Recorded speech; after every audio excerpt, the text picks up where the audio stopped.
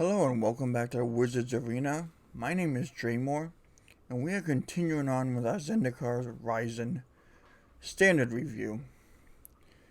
It's just how the cards are in Standard.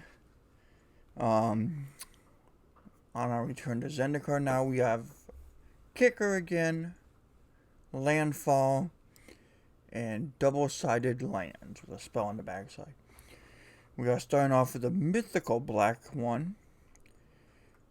Agra Awakening. X and 3 black. Return from your graveyard to the battlefield any number of target creature cards that each have a different CMC cost of X or less. The problem I see with this one in Standard is there's not much to put stuff in the yard. There's a little bit, not a ton. Being a land gives like a +1 rain because we're rain on 1 to 10. The spell itself is good. It is just not. It needs enabling. There's just not much to enable this spell. So we're going to have to go and give it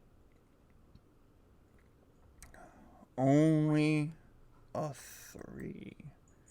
If there was more in the format to help it, it would be more of a thing, but there isn't. Because if there was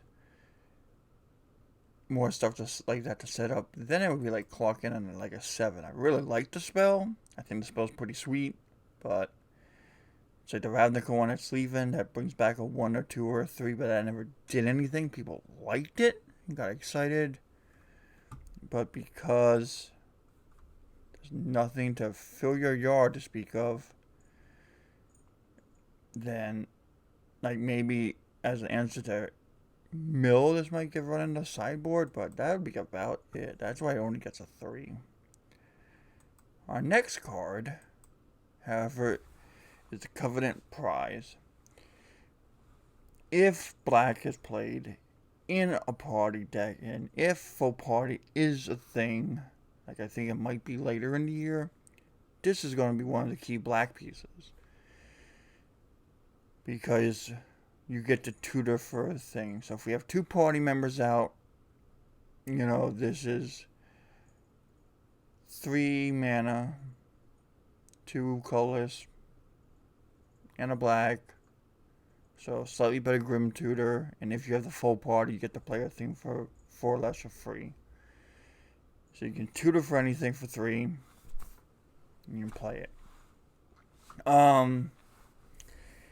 I think right now we won't have party, and if we do have a party deck, I don't think black will be run. So this card, because Grim Tutor's not even getting played right now, so this card's only a 2. It's not going to be used. It might be used more once we get it like about a year from now, when Forgot the Realms is out and such. But yeah, that's it. I mean, it's not total trash. If you really want another tutor card to go with Grim Tutor, it's your 5th or 6th one, you got this.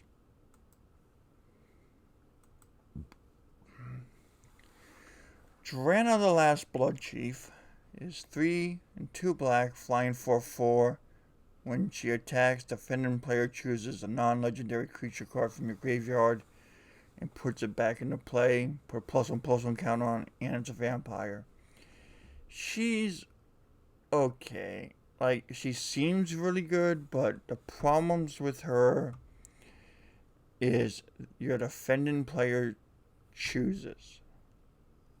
Well, I mean, if I have like a Mana Dork dead or something like that, they'll always give me that. They won't give me like, even if I somehow manage to throw things in my yard, they're not going to give me like an 8-drop or anything like that.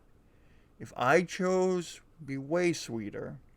She's just not that good. There is a little bit of a cleric sub-theme going on, but there's another cleric later on we'll see that I'd rather run over her. So, she's kind of neat, but she's only a 3. Like, I want to give her more, but because your opponent chooses, anytime we've had a thing where opponent chooses, it's like tribute from the original Theros, it's just been bad. So, that's all for her, sadly. Agra Mullen. Staple to a rare land. If you don't have this condition, it's just a one more cost murder that's on a land. I don't think monetarily this would be worth much. And for people who can't afford things that are normally rare removal cards, this is nice because, you know, it's a murder card that's replaced, you know, you maybe set aside a land slot or two for it. You know, of all the ones we've seen so far, this is pretty good. I'm not jump up and down wanting to slap it in every deck. So it gets a solid 4. It gets like one more number because it, you know, slightly better than some of the other things we've seen, but it's still kind of sad.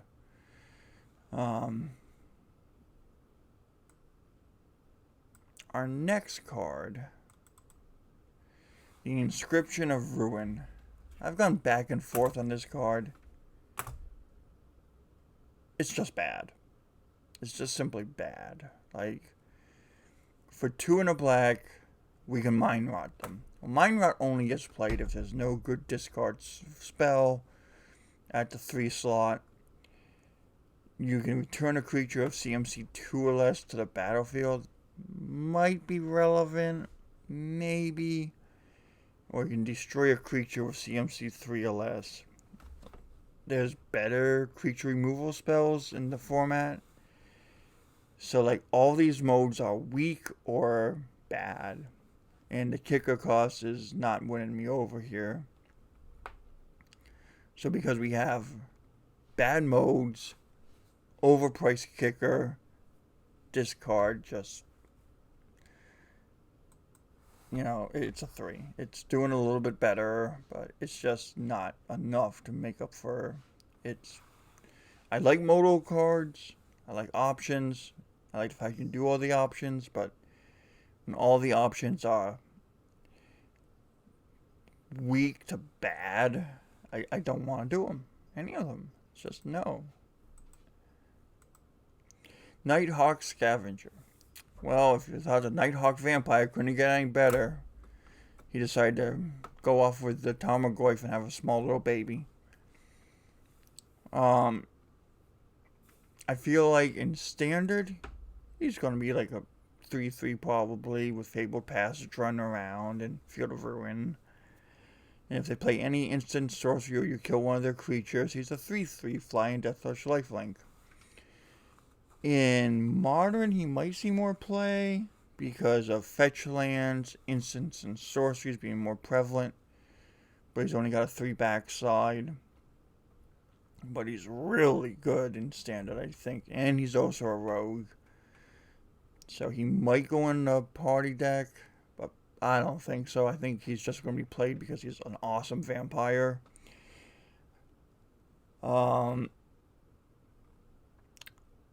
So he would be, since he's got that sweet Tarmogoyf ability, he's going to be a 7. Because if you can get him to be a 4 or a 5, it's really hard to block and deal with, and you're gaining a bunch of life, even if they can like negate the life gain on you to a minimum. Like, I mean, we are going to have crypt in that format, I believe. Yeah. So you can always crypt yourself to kill him. But it's 1+3, so you still do a little damage. But I really like him. Think he's amazing. Let's go on to the next card. No Priest of Oblivion.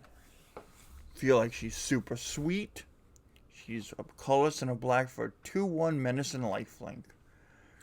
with a kicker that lets you reanimate anything from your yard back onto the battlefield for 3 and a black. The big problem with her is in a red-black, like hyper-aggressive deck, she'd see play. There's no red-black duel. Maybe in a black-green deck, there's no black-green duel. Like, maybe in the black-white cleric deck she might see play, but I'm just not sold on her seeing play. I really like her, and if we're talking about just a card, she's winning on a lot of fronts for me, with the fact that she's got the menace and the lifelink, and she only costs 2, and has a nice upside kicker. So, in that sense, just going under those things of, like, you know, should be like a 7.5 or an 8, but because of the fact she doesn't have dual lands and stuff to go with, she's going to be a 6. You won't see her running around too much. You might see people just try and do like some kind of black-red show without the duel, or we might just see a black-white cleric deck, and she would be in that deck, I feel, because you can reanimate stuff and do more cleric triggers. But that's where I think we stand with her, is she's really cool, but I sadly think she's going to be on the outside looking in until the duel shows up in the Viking set. I'm really just assuming it's the Viking set because I said soon, so we'll see if Maru's telling the truth. Next we have the Scourge of the Sky Cleaves. Reminds me of Death Shadow.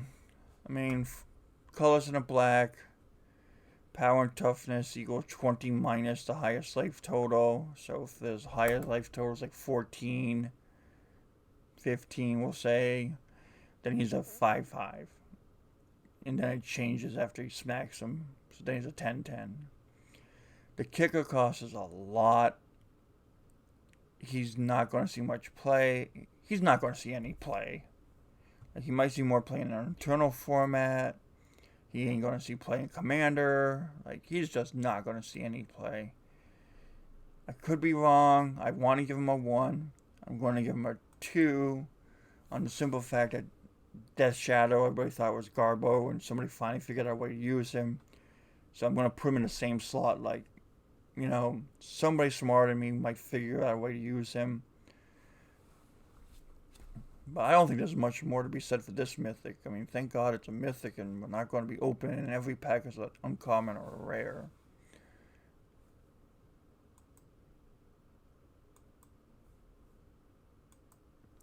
Shadow Verdict. I like this card a lot. The new Black Wrath, replacing the one for Ravnica that leaves. Because of this card, they could, if they wanted to, unban the cat, because it just gets rid of the cat. If the cat's in the yard and they try to bring it back, you can't do it. If it's in play, it exiles the cat. So they could do that if they want. But because of a card we're going to see soon, they won't. I like it.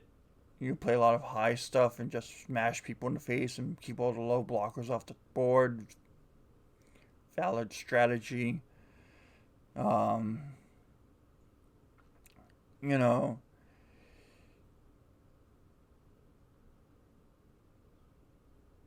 I'm trying to find where we wrote down what it is. This guy gets rid of Uro, even if he's only in their yard. It's going to be a couple in their deck and in the sideboard. He's a 7. He's really good. You know, I really like it. Going to see lots of play, especially until they get rid of Euro. They got to ban him. There's no question, but this is going to slow him down a little bit. Yeah, I mean, exiling stuff in the yard and in play, I like it. Our next card is the Sky Cleaver Shade. Reminds me of the Bloodghast but this is way worse than the Bloodghast on multiple fronts.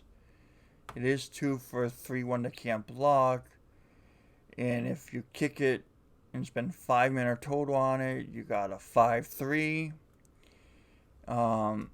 Like maybe it would have done more if it was a zombie, but it's not. If you play a land and it's in your yard, you can cast it again. So if it's late game, you can spend the 5 mana. It just doesn't come back to play, so you have the option of putting kicker counters on it. But then again, the problem is you're not getting it for free. So this guy only gets a 5. They learned from the previous attempt. They know not to do that again. So they were smart. Thank God. Standard would have been sad. Our next card is Shatter. I love this card. This card's amazing. For 2 and a black, we get an instant that says each opponent sacks a creature or planeswalker with the highest CMC from among creatures and planeswalkers they control. I like it. This doesn't hit us, only my opponent. And for example, if they have like Uro and Ugin out, they gotta get rid of their Ugin. They can't go, oh, I'll just get rid of my Uro. Or if they have Uro out and a token, they have to get rid of Uro, not the token. And it's a sacrifice, so indestructible stuff has to go, or hexproof stuff has to go. So I really like this card. I think it's probably the best black card we got out of the set so far. Actually, it probably is straight up the best black card. You know, black is a little weak in this set, but it is good. Really shines in other formats, but I like it a lot.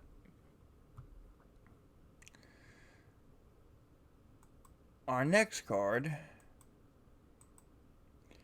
is iberax Hope's Demise. Sweet, sweet demon legendary cleric. What? Yeah, I know, you heard it right. It's a legendary creature that's a demon cleric.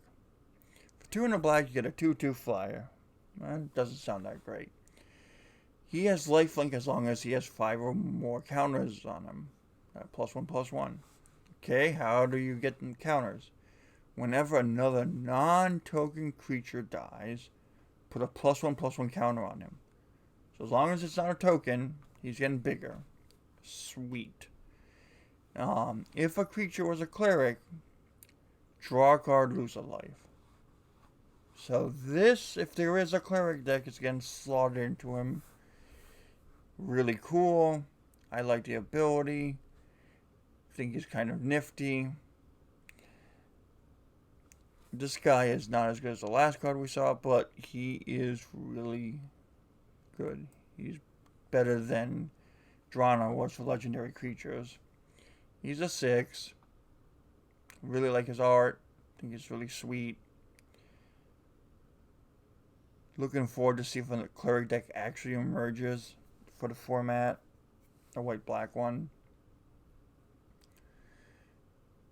But yeah, the threshold for the lifelink isn't too bad. And the drawing ability is pretty cool. Our next card, though, is the honorable mention for uncommon. Bloodchief's Thirst for a black sorcery. Destroy target creature or planeswalker with CMC 2 or less. That's not that great. It's got a kicker of 2 and a black, which makes it destroy target creature or planeswalker, period. The only reason I'm mentioning this is, to my knowledge, this is the only uncommon that kills a planeswalker that we've had recently that's good. We might have had ones before that weren't any good, but this one For 4 mana, sorcery speed does it. No questions asked. So if you got a budget, this is a removal spell for you. You know, not that great. It's a 5. You know, there's better removal in the format, but it's a pretty good uncommon. And last one to mention is Demon's Discipline. Again, if Cleric deck is going to be a thing, you'll probably see some fringe play in it. Because especially with him and the demon combo together, like, it's a cleric that you sack, you make your demon bigger, and you get to draw a card and lose a life, so fuel for the fire. So he's only going to be a 4, you know. He's kind of cool, but he's the replacement for the Plague Crafter. You know, pretty neat. Nothing amazing, but, you know, standard effect we've come to expect from Black. Well, my name's been Draymore with the Wizards Arena. This has been our review of Black. Next we'll be tackling Red. Please like, share, and subscribe, and comment below. Follow us on the Facebook. And have yourself a great day. And I'll see you guys in the next video.